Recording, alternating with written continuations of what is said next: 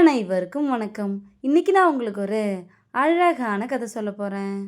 ஒரு சின்ன பையன் முட்டைகளை எடுத்துக்கிட்டு கடைக்கு கொடுக்க போனானா.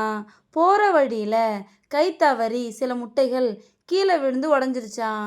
இதை பார்த்த அவனோட முதலாளி ரொம்ப திட்டிட்டு, இந்த உடைஞ்ச முட்டைகளோட காசை உன் சம்பளத்தில் தான் பிடிப்பேன் அப்படின்னு சொல்லிட்டு, இங்கே நிற்காம திரும்பவும் போய் முட்டைகளை எடுத்துட்டு வா. இந்த முறையாவது முட்டைகளை பத்திரமா எடுத்துகிட்டு போய் கடைகளுக்கு கொடு அப்படின்னு சொன்னாராம். அவனும் போய் 2வது முறை முட்டைகளை எடுத்துகிட்டு வரும்போது திரும்பவும் முட்டைகளை கீழே போட்டு உடச்சிட்டானா. இதை பார்த்த அவனோட சின்ன முதலாளி 2 தடவை முட்டைகளை எடுத்துகிட்டு போயிருக்க, ஆனால் 2 தடவையும் முட்டையை கீழே போட்டு உடச்சிருக்க. முட்டைகளை எடுத்துகிட்டு போகும்போது நீ எதை பற்றி தான் யோசிப்ப அப்படின்னு கேட்டாராம்.